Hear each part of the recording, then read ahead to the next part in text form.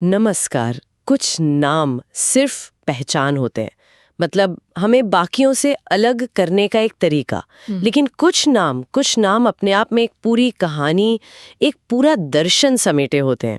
आज हम एक ऐसे ही नाम की गहराइयों में उतर रहे हैं। हमारे पास जो स्रोत है वो कृष्ण शब्द की परतों को खोलता है, और इसकी शुरुआत होती है गीता के मैदान से, और वहां से ये हमें ब्रह्मांड के फलसफे तक ले जाता है। आज का मिशन ये समझना है कि ये एक शब्द कैसे आकर्षण, अस्तित्व और इतिहास, इन सब की कहानियों को अपने आप में गूंथता है। बिल्कुल। ये कमाल की यात्रा है जो एक शब्द से शुरू होती है। अक्सर हम नामों को बहुत हल्के में लेते हैं, लेकिन यहाँ स्रोत हमें बताता है कि कृष्ण नाम सिर्फ एक संज्ञा नहीं है, ये एक विचार है, एक सिद्धांत है। हम देखेंगे कि कैसे ये स्रोत इस एक शब्द के तीन बिल्कुल अलग लेकिन आपस में मजबूती से जुड़े हुए अर्थों को हमारे सामने रखता है, और कैसे एक ऐतिहासिक व्यक्ति उस विचार का प्रतीक बन गया। तो फिर चलिए इस गुत्थी को सुलझाते हैं। स्रोत की शुरुआत गीता के पहले श्लोक से होती है, जहां धृतराष्ट्र संजय से पूछते हैं, धर्मक्षेत्रे कुरुक्षेत्रे समवेता युयुत्सवः मामकाः पांडवाश्चैव किम अकुर्वत संजय। यानी, हे संजय, धर्मभूमि कुरुक्षेत्र में युद्ध की इच्छा से इकट्ठे हुए मेरे और पांडु के पुत्रों ने क्या किया। लेकिन सवाल यह है कि इस एक श्लोक से कृष्ण के नाम का रहस्य कैसे खुलता है। यहीं से सारी कड़ियां जुड़ती हैं। देखिए, इस ग्रंथ का नाम है गीता। गीता का सीधा सा मतलब है गाया हुआ गीत या द सॉन्ग दैट वाज सung। और जैसे ही हम कहते हैं गाया हुआ, तो मन में पहला सवाल यही आता है, इसे गाया किसने? स्रोत में एक सूत्र है, या भगवता गीता सा गीता, यानी जो भगवान द्वारा गाई गई है वही गीता है। और इस संदर्भ में भगवान है श्री कृष्ण। तो बात घूम फिरकर वहीं आ जाती है कि अगर हमें इस गीत को समझना है तो पहले गायक को समझना होगा, यानी कृष्ण कौन है। बिल्कुल सही। और समझने की शुरुआत होती है नाम से। स्रोत के अनुसार कृष्ण शब्द के 3 प्रमुख अर्थ हैं, और पहला ही अर्थ बहुत दिलचस्प है। ये शब्द कृष धातु से निकला है। धातु मतलब शब्द की जड़, वो बीज जिससे पूरा शब्द उगता है। सही कहा ना मैंने? एकदम सही। और इस कृष धातु का एक अर्थ है आकर्षित करना या अपनी ओर खींचना। तो इस हिसाब से कृष्ण वो हैं जो ब्रह्मांड की हर चीज को, हर जीव को अपनी ओर खींचते हैं। ये एक ऐसी चुंबकीय शक्ति है जो मानो कह रही हो, मेरी ओर आओ, डरो मत, मैं तुम्हारी शरण हूं, मैं तुम्हें सभी खतरों से बचाऊंगा। ये आकर्षण वाली बात बहुत दिलचस्प है। हम आम जिंदगी में भी कहते हैं ना कि किसी व्यक्ति में एक चुंबकीय व्यक्तित्व है, एक कैरिज्मेटिक पुल है। शायद ये उसी विचार का एक आध्यात्मिक और ब्रह्मांडीय रूप है। आप इसे बिल्कुल सही समझ रहे हैं। ये सिर्फ एक भौतिक खिंचाव नहीं है, बल्कि एक भावनात्मक और आध्यात्मिक पुकार है। एक ऐसी शक्ति जो हर किसी को अपनी ओर बुला रही है, चाहे कोई उसकी ओर जाना चाहे या ना चाहे। स्रोत में इसी भाव को समझाने के लिए एक वैष्णव कवि की बहुत सुंदर पंक्ति दी गई है, उचाटन हुआ न माने वारण शुदु तारे पाने छूटे जाए।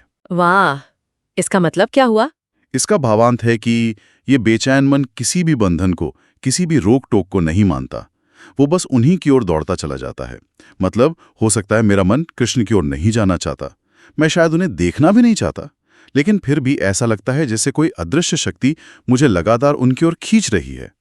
तो कृष्ण का पहला और सबसे प्रसिद्ध अर्थ हुआ परम आकर्षक शक्ति, द सुप्रीमली अट्रैक्टिव वन।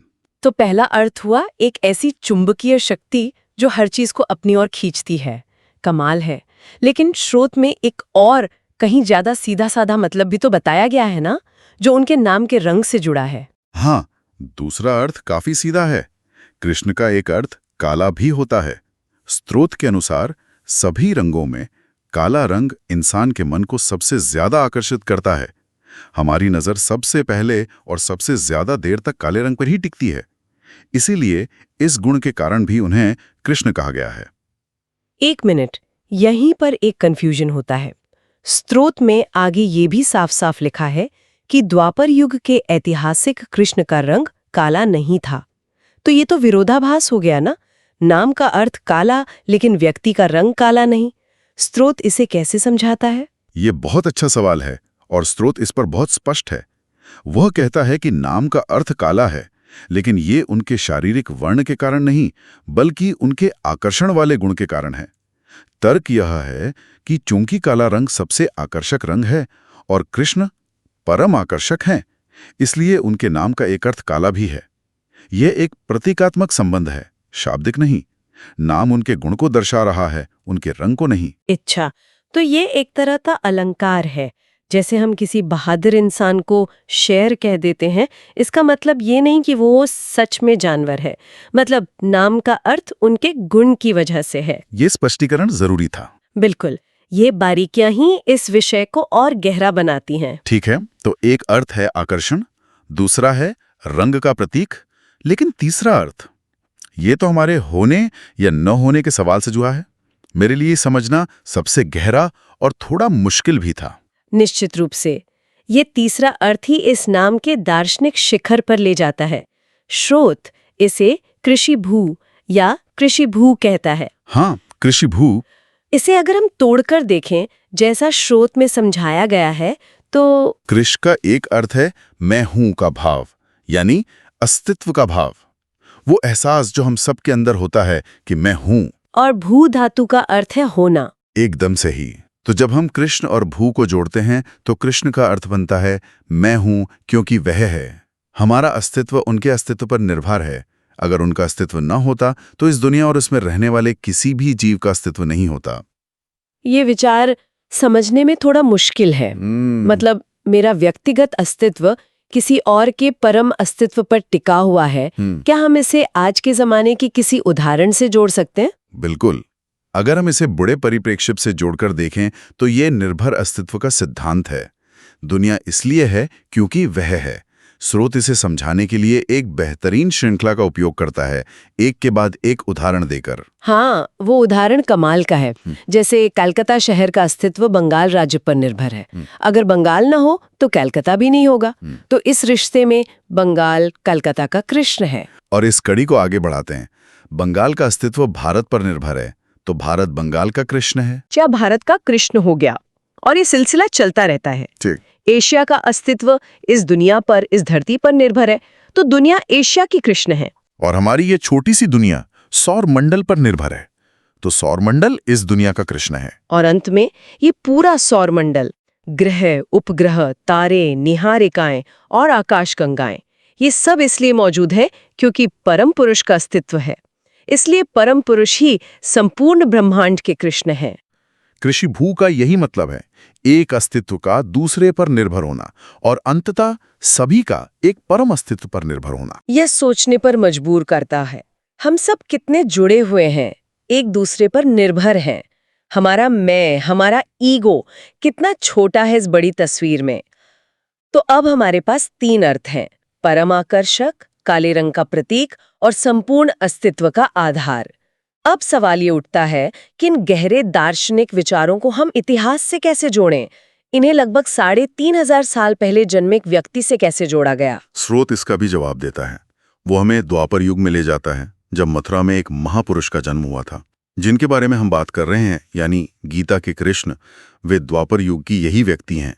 स्रोत में उनके बारे में कुछ व्यक्तिगत विवरण भी दिए गए हैं। उनके पिता का नाम वसुदेव था, इसलिए उनका एक नाम वासुदेव पड़ा। और उनके पिता मथुरा में जेल के अध्यक्ष थे। और उनके एक चाचा थे, नंद, जो एक पशुपालक थे। लेकिन यहाँ असली भूमिका महर्षि गर्ग की आती है, जो उनके पिता वसुदेव के बड़े भाई थे। वो सिर्फ एक रिश्तेदार नहीं थे जो नाम रख रहे थे, है ना? बिल्कुल नहीं। महर्षि गर्ग एक महान ऋषि थे। जब उस बालक का जन्म हुआ तो महर्षि गर्ग ने उसमें कई असाधारण गुण देखे। उन्होंने उस बालक में एक असाधारण आभा और क्षमता को पहचाना।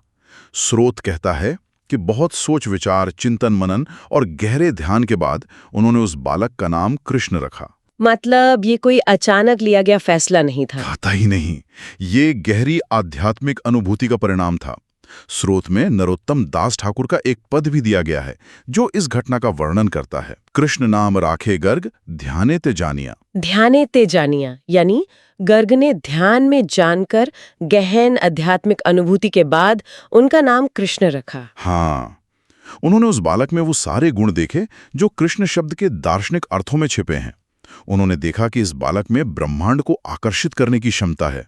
उन्होंने ये भी महसूस किया कि इस बालक का अस्तित्व ही बाकी सबके अस्तित्व का आधार है। ओह, तो अब जाके सारी कड़ियां जुड़ रही हैं। महर्षि गर्ग सिर्फ एक बच्चे का नाम नहीं रख रहे थे, वो उस बालक में एक पूरे दर्शन को, एक पूरे सिद्धांत को साकार होते हुए पहचान रहे थे। उन्होंने एक व्यक्ति में ब्रह्मांड के सिद्धांत को देख लिया और उसे कृष्ण नाम दिया। ये तो नामकरण से कहीं ज्यादा बड़ी बात हो गई। बिल्कुल। स्रोत यही बताने की कोशिश कर रहा है कि कैसे एक ऐतिहासिक व्यक्ति और एक दार्शनिक सिद्धांत एक बिंदु पर आके मिल जाते हैं। द्वापर युग के वासुदेव के पुत्र में वे सभी गुण थे जो कृष्ण शब्द के तीनों अर्थों को परिभाषित करते हैं, और एक दृष्टा ऋषि ने उन गुणों को पहचान कर उन्हें ये नाम दिया। तो आज हमने कृष्ण शब्द की 3 परतें देखी। पहली, जो आकर्षित करे, जो ब्रह्मांड में हर किसी को अपनी ओर खींचे, एक चुंबकीय शक्ति। दूसरी, जो काले रंग का प्रतीक हो, वो रंग जो सबसे ज्यादा ध्यान खींचता है और ये भी आकर्षण के गुण से ही जुड़ा है। और तीसरी और सबसे गहरी परत, जो हर अस्तित्व का मूल आधार हो, जिसके होने से ही बाकी सब कुछ है। ये सिर्फ एक नाम नहीं, बल्कि एक शब्द में समाया हुआ पूरा दर्शन है। लेकिन कहानी यहीं खत्म नहीं होती। स्रोत में एक और दिलचस्प बात छिपी है जो एक नया सवाल खड़ा करती है। नरोत्तम दास ठाकुर के उसी पद में जहां लिखा है, कृष्ण नाम राखे गर्ग ध्याने ते जानिया, उसके ठीक पहले एक और पंक्ति है, अनंत राखिला नाम अंत न पाइया। अनंत, इसका क्या मतलब हुआ? इसका अर्थ है कि कृष्ण नाम रखने से पहले महर्षि गर्ग ने उस बालक का कोई अंत न पाकर, उनकी कोई सीमा न पाकर, उनका नाम अनंत भी रखा था। अनंत यानी जिसकी कोई सीमा न हो, जो असीम हो, द लिमिटलेस वन। ये तो बहुत दिलचस्प है। अनंत यानी जिसकी कोई सीमा ना हो, और कृष्ण यानी जो सबको आकर्षित करे। क्या इन दोनों में कोई गहरा रिश्ता है? यही आज का सवाल है जो हम अपने सुनने वालों के लिए छोड़ जाते हैं। स्रोत हमें सोचने पर मजबूर करता है। असीम यानी अनंत और परम आकर्षक यानी कृष्ण के बीच क्या संबंध है? क्या जो चीज असीम होती है, जिसकी कोई सीमा नहीं होती, वही स्वाभाविक रूप से सबसे ज्यादा आकर्षक भी हो जाती है? क्या आकर्षण की अंतिम सीमा असीम होना है? इस पर सोचा जा सकता है।